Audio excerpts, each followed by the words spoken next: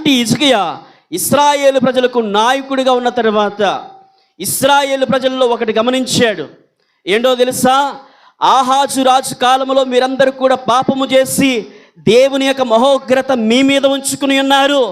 మరలా మీరు దేవుని యొద్దకు రావాలి అని ఉత్తరం నుండి దక్షిణం వరకు ఇశ్రాయేలు ప్రజలు ఎంతమంది అయితే ఉన్నారో వారందరినీ పిలిచి మహోగ్రత మీ మీద తొలగిపోవునట్లు మీరు దేవుని ఏం చేయాలంటే సేవించాలని జ్ఞాపకం చేస్తూ ఉంటాడు. నమ్మున వారి దేవునికి స్తోత్రం చేద్దాం. హల్లెలూయా. ఎందుకో తెలుసా? ఇశ్రాయేలు ప్రజలందరూ కూడా సిరియనుల ద్వారా వాళ్ళు స్వాధీనపరచబడిన తర్వాత, వారు చెరలోనికి వెళ్ళిపోయిన తర్వాత దేవుని యొక్క కార్యాలు క్రమంగా జరిగించవలసిన ఇశ్రాయేలు ప్రజలు వాళ్ళు క్రమంగా జరిపించకుండా చెరలో ఉండడం బట్టి దేవుని యొక్క కార్యాలకు ఆటంకమవుతూ ఉండేది. అందును బట్టి ఇశ్రాయేలు ప్రజల మీద ఆ మహోగ్రత ఉండడం బట్టి హిజ్కియా ఏం చేస్తూ ఉన్నాడు అంటే, మీరు ప్రతి సంవత్సరము కూడా రొట్టెల పండుగను ఆచరించేవారు, తర్వాత పులియన రొట్టెల పండుగను కూడా మీరు చేసేవారు, తర్వాత మీరు పర్ణశాల పండుగను కూడా మీరు చేసేవారు. ఇదిగో ఈ సంవత్సరం మాత్రము పస్కా పండుగ చేయడానికి మీరు ఆలస్యం చేసి ఉన్నారు. మరి ఎందును బట్టి దేవుని యొక్క కార్యక్రమాన్ని మీరు అశ్రద్ధగా చేశారో నాకు తెలియదు. దేవుని యొక్క కార్యక్రమం జరిగించాలి. అలా జరిగించకపోతే గనక, దేవుని యొక్క ఆజ్ఞను అతిక్రమిస్తే గనక అది మీకు శాపము చేస్తూ హిజ్కియా ఏం చేస్తూ ఉంటాడు అంటే ఇశ్రాయేలు ప్రజలందరినీ కూడా పురుగొలుపుతూ ఉంటాడు. పిల్లరా, అసలు ఒక నెలలో మొదటి నెల 14వ తారీఖున జరగవలసిన పస్కా పండుగ ఇశ్రాయేలు ప్రజలందరూ కూడా జరిపించడానికి వారికి అవకాశం ఉండదు. ఆ పండగ జరిపించాలంటే ఎవరెవరు ఉండాలో తెలుసా? మగవారు ఉండాలి, ఆడవారు ఉండాలి. పిల్లలందరూ కూడా దేవుని యొక్క పరిశుద్ధ స్థలంలోనికి వచ్చి పస్కా పండుగ చేయాలి. కానీ ఇశ్రాయేలు ప్రజలందరూ కూడా దేవుని యొక్క కార్యం చేయడానికి ఆటంకం ఎదురైంది. దేవుని యొక్క పండగ కూడా చేసుకోవడానికి కూడా అవకాశం లేనప్పుడు హిజ్కియా ఏలన ఆరంభించినప్పుడు వచ్చినప్పుడు తర్వాత హిజ్కియా ఏం చేస్తూ ఉన్నాడు అంటే, ఓ ఇశ్రాయేలులారా, మీరందరూ రండి, యెహోవాకు పండగ చెయ్యండి, యెహోవాను సేవించండి, మీ మీదనున్న ఉగ్రతను మీరు తొలగిపోవునట్లు దేవుణ్ణి సేవించండి జ్ఞాపకం చేస్తూ ఉన్నాడు. పిల్లరా, నమ్మున వారి దేవునికి స్తోత్రం చేద్దాం. హల్లెలూయా. యెహోవాను సేవిస్తే ఏం జరుగుతుంది? నినివే పట్టణస్తులు మీ అందరికీ తెలుసా, వారు దుర్మార్గులై జీవిస్తూ ఉన్నప్పుడు యోనాను పంపించాడు. యోనా, నినివే పట్టణాన్ని నేను నాశనం చేస్తూ ఉన్నాను, నా దుర్గతి దాని మీదకు వస్తుంది, నేను నాశనం చేయబోతున్నాను, నీవు నా పక్షమును వెళ్ళి వర్తమానం అందించు అని జ్ఞాపకం చేసిన తర్వాత యోనా ఏం చేస్తాడో తెలుసా? నినివే పట్టణానికి వెళ్ళి దేవుని యొక్క మాటలను జ్ఞాపకం చేస్తూ ఉంటారు. దేవుని యొక్క వాక్యం సెలవిస్తున్న మాట ఏడు తెలుసా? అల్పులేమి, గనులేమి, చిన్నవారేమి, పెద్దవారేమి, ప్రతి వారు కూడా తమకు తాము ఉపవాస దినము ప్రతిష్ఠించుకుని గోనె పట్టగట్టుకుని దేవుని దగ్గర సేవించడం మొదలుపెట్టారు. మీరు చదవండి, దేవుని యొక్క వాక్యం చాలా స్పష్టంగా మనకి కనబడుతుంది. అలా సేవించిన తర్వాత దేవుని యొక్క ఉగ్రత, మహోగ్రత వారి నుండి తొలగించి ఉన్నాడు. పిల్లరా, ఈ రోజున మనము కూడా దేవునికి ఆయాసకరమనేది ఏదైనా ఉంటే దేవుని యొద్ద నుండి మనం ఏం చేయాలో తెలుసా? ఆయన మహోగ్రత నుండి మనం తొలగిపోవాలి. అలా తొలగిపోవాలి అంటే ఏం చేయాలి? దేవుని సేవించాలి. అలా దేవుని సేవించాలంటే ఎక్కడ పడితే అక్కడ సేవిస్తే దేవుని యొక్క మహోగ్రత పోద్దా? వాక్యం చాలా క్లియర్గా చెప్పింది. 8వ వచనం పై భాగాన్ని చదివితే గనుక, ఆయన పరిశుద్ధ స్థలము యెరూషలేములోనికి వచ్చి దేవుని సేవించాలి. మనకంటూ ఒక పరిశుద్ధమైన స్థలం ఉంది. ఆ స్థలములోనికి మనం ఏం చేయాలంటే ప్రవేశించి మన మీద ఉన్న మహోగ్రత అంతా కూడా పోవునట్లు దేవుని మనము సేవించాలి. ఎవరైనా నీకు కీడు ఉందని చెప్పారా? ఎవరైనా నీకు దోషం ఉందని చెప్పారా? నీ కుటుంబంలో సమాధానం లేదని చెప్పారా? ఇలాంటి పరిస్థితుల్లో మనము పరిశుద్ధ స్థలమునకు వచ్చి దేవుని సేవిస్తే చాలు, మన మీద ఉన్న కీడే కావచ్చు, మన మీద ఉన్న ఏ ఇబ్బంది అయినా వాటన్నిటిని కూడా దేవుడు తలరాత మార్చేస్తాడు. పిల్లరా, నమ్మున వారి దేవునికి స్తోత్రం చేద్దాం. హల్లెలూయా. అలాగున మనము కూడా ఏం చేయాలో తెలుసా? దేవుని సేవించాలి. పిల్లరా, ఎక్కడ పడితే అక్కడ సేవించడం కాదు, దేవుని యొక్క పరిశుద్ధ స్థలానికి వచ్చాలి. షాపుల్లో నేను దేవుని తలంచుకుంటున్నానండి, ఉద్యోగంలో నేను తలంచుకుంటున్నానని, లేదా నేను ఎక్కడో పనిలో ఉన్నప్పుడు దేవుని స్మరించుకుంటానండి, దేవునికి దండం పెట్టుకుంటానంటే కాదు. పిల్లరా, దేవుని యొక్క పరిశుద్ధమైన స్థలమునకు వచ్చి దేవుని యొక్క మహోగ్రత నీ మీద నుండి తొలగిపోనట్లు దేవుని సేవించాలని దేవుని యొక్క లేఖన భాగంలో చాలా స్పష్టంగా మనకి కనబడుతుంది. అంటే దీన్ని బట్టి మనకు అర్థమవుతుందా, దేవుని యొక్క సన్నిధికి వెళ్ళినప్పుడు ఎలాగ వెళ్ళాలో తెలుసా? మన ప్రవర్తన అంతటిని కూడా జాగ్రత్తగా చూసుకుని మనం ఎలా సమీపిస్తూ ఉన్నాము, దేవునికి ఒకవేళ లోకానుసారంగా దేవుని సన్నిధిలోనికి సమీపిస్తూ ఉన్నామా, మహోగ్రత నీ మీద నుండి తొలగిపోదు.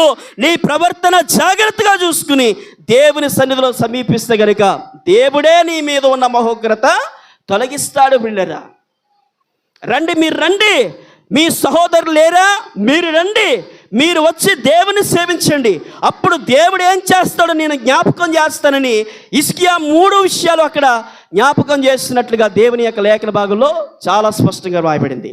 కొంతమంది అవకాశం ఉండి దేవుని సన్నిధికి రారు, కొంతమంది తీరిక ఉండి దేవుని సన్నిధిలోనికి వెళ్ళరు, కొంతమంది బిజీగా ఉన్నా సరే దేవుణ్ణి ఆరాధించాలనే ఆసక్తి ఎవరిలోనికి ఉంటుందో వారందరూ కూడా పరిశుద్ధ స్థలాన్ని విడిచిపెట్టి వెళ్ళిపోరు.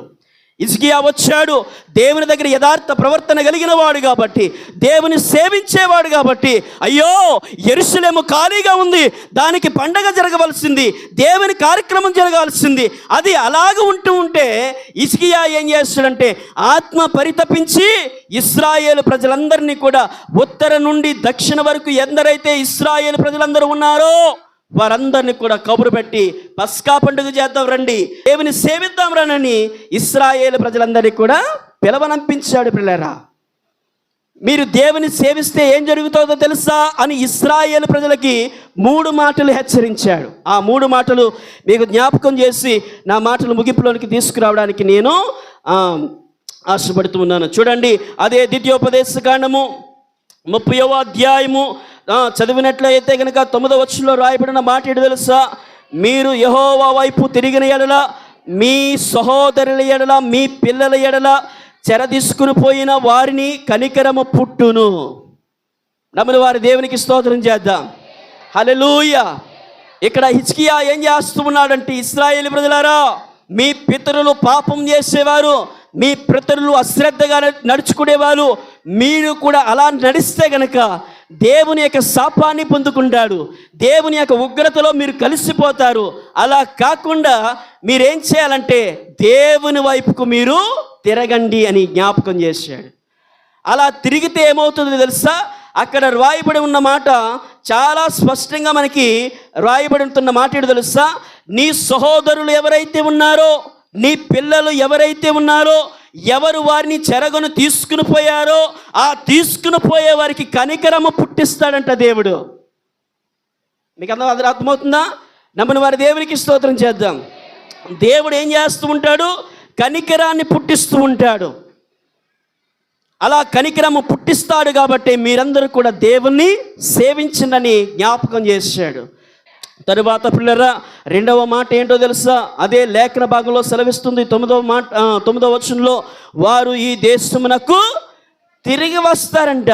దేవుడు కనికరము చూపిస్తే గనక ఎలాంటి వారైనా కూడా వాళ్ళు ఏం చేస్తూ ఉంటారు? తిరిగి వచ్చేస్తారు.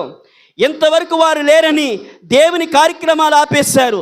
ఇంతవరకు ఫలానా వాళ్ళు ఉంటేనే దేవుని సన్నిధికి వచ్చేవారేమో, ఇప్పుడు లేరు కాబట్టి దేవుని యొక్క పస్కా పండుగను కూడా మీరు అశ్రద్ధ చేసి ఉన్నారు కాబట్టి ఇదిగో ఇప్పుడు మీరు చెయ్యండి.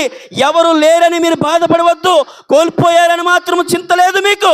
ఇప్పుడు వచ్చి దేవుని ఆరాధన చెయ్యండి, సేవించండి, అప్పుడు కోల్పోయిన వారందరూ కూడా మరలా తిరిగి వస్తారని జ్ఞాపకం చేశాడు. కనుక పిల్లరా, మనం ఎంత ధన్యులమో ఒకసారి మనము ఆలోచన చేయాలి. ఈరోజు అవకాశం ఉండి చాలామంది దేవుని యొక్క పరిశుద్ధ స్థలంలో లేకపోతూ ఉన్నారు. నిజంగా గమనించండి, వారు చేస్తున్న పనిని బట్టి మహోగ్రత వారి మీద పొంచబడి ఆ మహోగ్రత నుండి తొలగకపోతే గనక అగ్ని ఆరదు, పురుగు చావదు, ఆ నరక గుండంలోనికి అందరూ ప్రవేశిస్తూ ఉంటారు. ఇక్కడ ఉన్న ప్రతి వారికి కూడా నేను జ్ఞాపకం చేస్తున్నాను, ఒకవేళ ఎవరికైనా మీలో మహోగ్రత నా మీద ఉంది, దేవునికి ఆయాసకరమైన నేనే చేశాను, దేవుని సన్నిధికి రాకుండా నేనే అడ్డుపడుతున్నాను, ఒకవేళ ఇలాంటి తత్వంతో ఉన్నవారు ఎవరైనా ఉంటే సరే దేవుని యొక్క లేఖన భాగం సెలవిస్తుంది, అలాంటి మహోగ్రత తొలగిపోవాలంటే పరిశుద్ధ స్థలములో మీరు కనిపెట్టి దేవుని సేవించాల్సిందే. నమ్మిన వారి దేవునికి స్తోత్రం చేద్దాం. హల్లెలూయా. అలా సేవిస్తే మూడవ మాట ఏం చెప్తూ ఉన్నాడు అంటే చూడండి, వృత్తాంతాలు 2వ గ్రంథము 30వ అధ్యాయము చివరి యొక్క మాట మనం చదివితే గనక ఆ మాట మనకు కనబడుతుంది. మీ దేవుడైన యెహోవా కరుణా కటాక్షములు గలవాడు గనుక మీరు ఆయన వైపు తిరిగిన యెడల ఆయన మీ యందు ప్రసన్నతుడగుతూ ఉంటాడు. దేవుడు ఏం చేస్తూ ఉంటాడు? ప్రసన్నతుడగుతూ ఉంటాడు. చాలామంది గుడికి రాకుండా ఏం చేస్తాడో తెలుసా? దేవుడు మమ్మల్ని కనిపించాడండి, తెల్లవారుజామున వచ్చేయమన్నాడండి. ఎక్కడికి వచ్చేయమన్నాడండి? తెలియదండి. వచ్చేమన్నాడండి, తెల్లగా కనిపించాడండి. అది కాదు పిల్లరా, దేవుని సేవిస్తే గనక దేవుడు ఏమవుతూ ఉంటాడు అంటే ప్రసన్నతుడవుతూ ఉంటాడు. ఆయనకంటూ ఒక స్థలం ఉంది. ఆ స్థలానికి వచ్చి దేవుని సేవిస్తే గనక దేవుడు ఏమవుతూ ఉంటాడు? ప్రసన్నతుడవుతూ ఉంటాడు.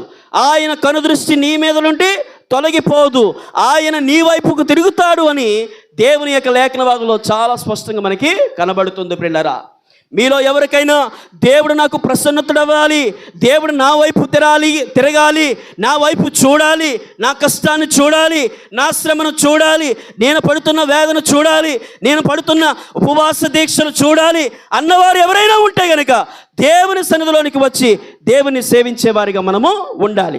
అలా సేవిస్తేనే దేవుడు ప్రసన్నతుడవుతాడు. దేవుని యొక్క వాక్యం చాలా స్పష్టంగా రాయబడుతున్న ప్రియులారా, ఇది మంచి అంశం. మీలో ఎవరికైనా దేవునికి ఆయాసకరమైన అనిపిస్తే గనుక ఇలా చేస్తే చాలు, ఆయన కనికర సంపన్నుడు, కోల్పోయిన వాటిని తిరిగి రప్పించేవాడు. తర్వాత ఆయన కనుదృష్టి నీ మీద ఉండబోతుంది. నమ్మని వారి దేవునికి స్తోత్రం చేద్దాం. హల్లెలూయా.